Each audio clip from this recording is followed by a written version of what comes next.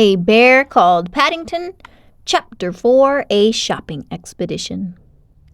The man in the gentleman's outfitting department at Barkridge's held Paddington's hat at arm's length between thumb and forefinger. He looked at it distastefully. "I take it the young, gentleman will not be requiring this any more, madame?" he said. "Oh, yes, I shall," said Paddington firmly. "I've always had that hat ever since I was small." "But wouldn't you like a nice new one, Paddington?" said Mrs. Brown hastily. "For best." Paddington thought for a moment. "I'll have one for worst, if you like," he said. "That's my best one." The salesman shuddered slightly and, averting his gaze, placed the offending article on the far end of the counter. "Albert," he beckoned to a youth who was hovering in the background. "See what we have in size 4 7/8. Albert began to rummage under the counter. "And now, while we're about it," said Mrs. Brown, "we'd like a nice warm coat for the winter. Something like a duffel coat with toggles so that he can do it up easily, I thought. And we'd also like a plastic raincoat for the summer." The salesman looked at her haughtily. He wasn't very fond of bears, and this one, especially, had been giving him queer looks ever since he'd mentioned his wretched hat. "Has Madame tried the bargain basement?" He began. "Something in government surplus?" "No, I haven't," said Mrs. Brown hotly. "Government surplus, indeed. I've never heard of such a thing. Have you, Paddington?" "No," said Paddington, who had no idea what government surplus was. "Never." He stared hard at the man, who looked away uneasily. Paddington had a very persistent stare when he cared to use it. It was a very powerful stare, one which his Aunt Lucy had taught him, and which he kept for special occasions. Mrs. Brown pointed to a smart blue duffel coat with a red lining. "That looks the very thing," she said. The assistant gulped. "Yes, madame, certainly, madame." He beckoned to Paddington. "Come this way, sir." Paddington followed the assistant, keeping about 2 feet behind him and staring very hard. The back of the man's neck seemed to go a dull red, and he fingered his collar nervously. As they passed the hat counter, Albert, who lived in constant fear of his superior and who had been watching the events with an open mouth, gave Paddington the thumbs-up sign. Paddington waved a paw. He was beginning to enjoy himself. He allowed the assistant to help him on with the coat, and then stood admiring himself in the mirror. It was the first coat he had ever possessed.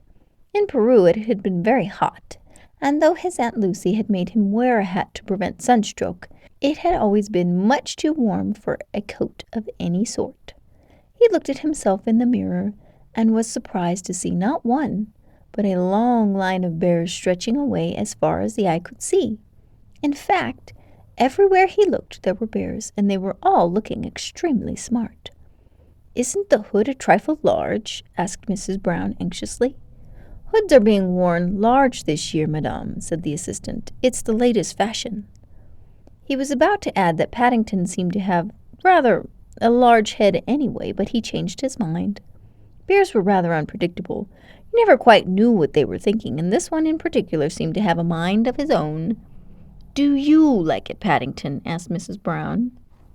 Paddington gave up counting bears in the mirror and turned round to look at the back view. "I think it's the nicest coat I've ever seen," he said. After a moment's thought, Mrs. Brown and the assistant heaved a sigh of relief. "Good," said Mrs. Brown. "That's settled, then. Now there's just the question of hat and a plastic mackintosh." She walked over to the hat counter, where Albert, who could still hardly take his admiring eyes off Paddington, had arranged a huge pile of hats. There were bowler hats, sun hats, trilby hats, berets, and even a very small top hat. Mrs. Brown eyed them doubtfully. "It's difficult," she said, looking at Paddington. "It's largely a question of his ears. They stick out rather." "You could cut some holes for them," said Albert. The assistant froze him with a glance. "Cut a hole? In a Barkridge's hat!" he exclaimed. "I've never heard of such a thing." Paddington turned and stared at him. The assistant's voice trailed off. "I'll go and fetch my scissors," he said in a quiet voice. "I don't think that will be necessary at all," said Mrs. Brown hurriedly. It's not as if he had to go to work in the city, so he doesn't want anything too smart. I think this woolen beret is very nice, the one with the pom-pom on top. The green will go well with his new coat, and it'll stretch so that he can put it down over his ears when it gets cold." Everyone agreed that Paddington looked very smart, and while Mrs. Brown looked for a plastic mackintosh, he trotted off to have another look at himself in the mirror. He found the beret was a little difficult to raise, as his ears kept the bottom half firmly in place. But by pulling on the pom-pom, he could make it stretch quite a long way, which was almost as good. It meant, too, that he could be polite without getting his ears cold. The assistant wanted to wrap up the duffel coat for him, but after a lot of fuss, it was agreed that even though it was a warm day, he should wear it. Paddington felt very proud of himself, and he was anxious to see if other people noticed. After shaking hands with Albert, Paddington gave the assistant one more long, hard stare, and the unfortunate man collapsed into a chair and began mopping his brow as Mrs. Brown led the way out through the door. Barkridge's was a large shop, and it even had its own escalator as well as several lifts. Mrs. Brown hesitated at the door, then took Paddington's paw firmly in her hand and led him towards the lift. She'd had enough of escalators for one day, but to Paddington everything was new, or almost everything, and he liked trying strange things. After a few seconds, he decided quite definitely that he preferred riding on the escalator. They were nice and smooth, but lifts, to start with, it was full of people carrying parcels and all so busy. They had no time to notice a small bear. One woman even rested her shopping bag on his head and seemed quite surprised when Paddington pushed it off. Then suddenly half of him seemed to fall away while the other half stayed where it was. Just as he had got used to that feeling, the second half of him caught up again and even overtook the first half before the doors opened. It did that 4 times on the way down, and Paddington was glad when the man in charge said it was the ground floor and Mrs. Brown led him out. She looked at him closely. "Oh, dear Paddington, you look quite pale," she said. "Are you all right?" "I feel sick," said Paddington. "I don't like lifts, and I wish I hadn't had such a big breakfast." "Oh, dear!" Mrs. Brown looked around. Judy, who had gone off to do some shopping on her own, was nowhere to be seen. "Will you be all right sitting here for a few minutes while I go off to find Judy?" she asked. Paddington sank down on his case, looking very mournful. Even the pom-pom on his hat seemed limp. "I don't know whether I shall be all right," he said, "but I'll do my best." "I'll be as quick as I can," said Mrs. Brown. "Then we can take a taxi home for lunch." Paddington groaned. "Poor Paddington," said Mrs. Brown. "You must be feeling bad if you don't want any lunch." At the word lunch again, Paddington closed his eyes and gave an even louder groan. Mrs. Brown tiptoed away. Paddington kept his eyes closed for several minutes, and then, as he began to feel better, he gradually became aware that every now and then a nice cool draught of air blew over his face. He opened one eye carefully to see where it was coming from, and noticed for the first time that he was sitting near the main entrance to the shop. He opened his other eye and decided to investigate. If he stayed just outside the glass door, he could still see Mrs. Brown and Judy when they came. And then, as he bent down to pick up his suitcase, everything suddenly went black. "Oh dear," thought Paddington, "now all the lights have gone out." He began groping his way with outstretched paws toward the door. He gave a push where he thought it ought to be, but nothing happened. He tried moving along the wall a little way and gave another push. This time it did move. The door seemed to have a strong spring on it, and he had to push hard to make it open. But eventually there was a big gap enough for him to squeeze through. It clanged shut behind him, and Paddington was disappointed to find it was just as dark outside as it had been in the shop. He began to wish he'd stayed where he was. He turned round and tried to find the door, but it seemed to have disappeared. He decided it might be easier if he got down on his paws and crawled. He went a little way like this, and then his head came up against something hard. He tried to push it to one side with his paw, and it moved slightly, so he pushed it again. Suddenly, there was a noise like thunder, and before he knew where he was, a whole mountain of things began to fall on him. It felt as if the whole sky had fallen in. Everything went quiet, and he lay where he was for a few minutes, with his eyes tightly shut, hardly daring to breathe. From a long way away, He could hear voices, and once or twice it sounded as if someone was banging on a window.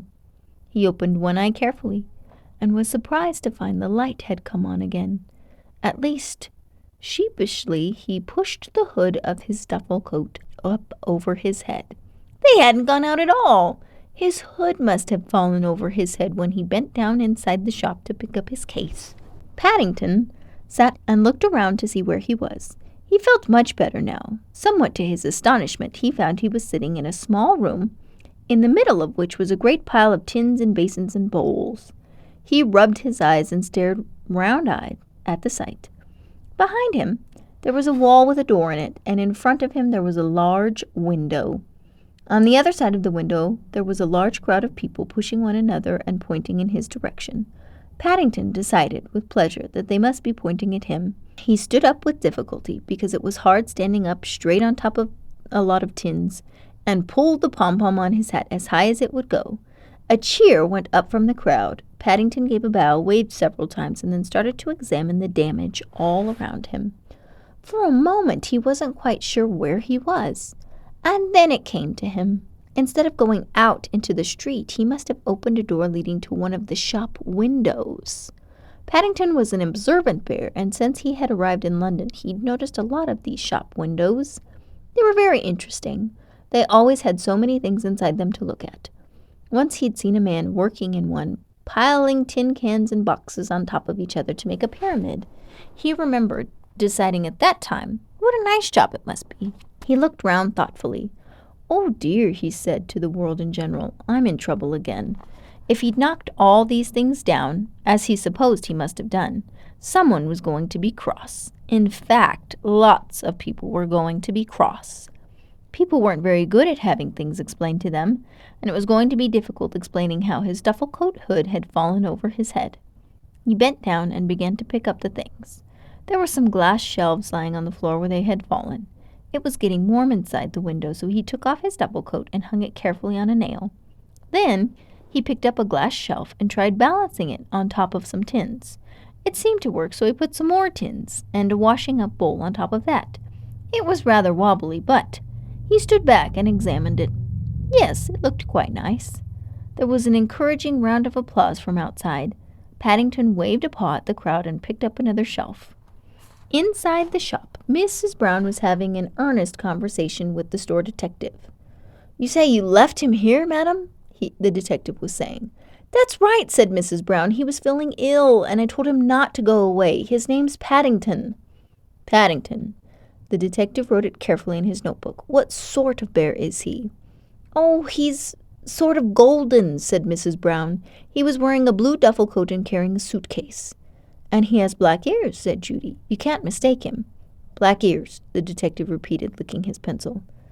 "I don't expect that'll help much," said Mrs. Brown. "He was wearing his beret." The detective cupped his hand over his ear. "His what?" he shouted. There really was a terrible noise coming from somewhere. It seemed to be getting worse every minute. Every now and then there was a round of applause, and several times he distinctly heard the sound of people cheering. "His beret!" shouted Mrs. Brown in return. A green woolen one that came down over his ears with a pom-pom. The detective shut his notebook with a snap.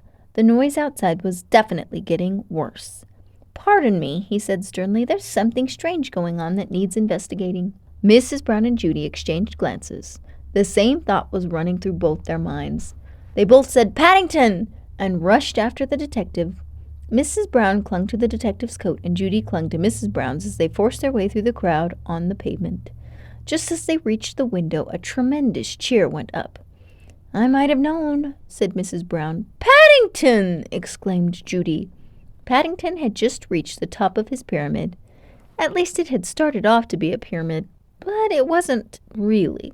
It wasn't any particular shape at all, and it was very rickety. Having placed the last tin on the top, Paddington was in trouble. He wanted to get down, but he couldn't. He reached out a paw, and the mountain began to wobble. Paddington clung helplessly to the tin, swaying to and fro, watched by a fascinated audience. And then, without any warning, the whole lot collapsed again. Only this time, Paddington was on top and not underneath. A groan of disappointment went up from the crowd. "Best thing I've seen in years," said a man in the crowd to Mrs. Brown. Blessed if I know how they think these things up. Will he do it again, Mummy? Asked a small boy. I don't think so, dear, said his mother. I think he's finished for the day. She pointed to the window where the detective was removing a sorry-looking Paddington. Mrs. Brown hurried back to the entrance, followed by Judy. Inside the shop, the detective looked at Paddington and then at his notebook. Blue duffel coat, he said. Green woolen beret. He pulled the beret out. Black ears. I know who you are, he said grimly. You're Paddington. Paddington nearly fell backwards with astonishment. However, did you know that? He said. I'm a detective, said the man. It's my job to know these things. We're always on the lookout for criminals. But I'm not a criminal, said Paddington hotly. I'm a bear. Besides, I was only tidying up the window. Tidying up the window, the detective spluttered. I don't know what Mr. Perkins will have to say. He only dressed it this morning. Paddington looked around uneasily. He could see Mrs. Brown and Judy hurrying towards him. In fact, there were several people coming his way, including an important-looking man in a black coat and striped trousers. They all reached him at the same time, and all began talking together. Paddington sat down on his case and watched them. There were times when it was much better to keep quiet, and this was one of them. In the end, it was the important-looking man who won, because he had the loudest voice and kept on talking when everyone else had finished. To Paddington's surprise, he reached down, took hold of his paw, and started to shake it so hard he thought it was going to drop off. Delighted to know you, Bear, he boomed. Delighted to know you, and congratulations. That's all right, said Paddington doubtfully. He didn't know why, but the man seemed very pleased. The man turned to Mrs. Brown. You say his name's Paddington. That's right, said Mrs. Brown, and I'm sure he didn't mean any harm. Harm? The man looked at Mrs. Brown in amazement. Did you say harm? My dear lady, through the action of this bear, we've had the biggest crowd in years. Our telephone hasn't stopped ringing. He waved toward the entrance to the store, and still they come. He placed his hand on Paddington's head. Barkridge's, he said. Barkridge's is grateful. He waved his other hand for silence. We would like to show our gratitude. If there is anything in the store you would like. Paddington's eyes gleamed. He knew just what he'd wanted. He'd seen it on the way up to the outfitting department. It had been standing all by itself on a counter in the food store, the biggest one he'd ever seen, almost as big as himself. Please, he said, I'd like one of those jars of marmalade. One of the big ones. If the manager of Barkridge's felt surprised, he didn't show it. He stood respectfully to one side by the entrance to the lift. Marmalade it shall be, he said, pressing the button. I think, said Paddington, if you don't mind, I'd rather use the stairs. Okay, friends, hopefully you really enjoyed this story. If you did, please hit the thumbs up and subscribe, and I'll see you next time.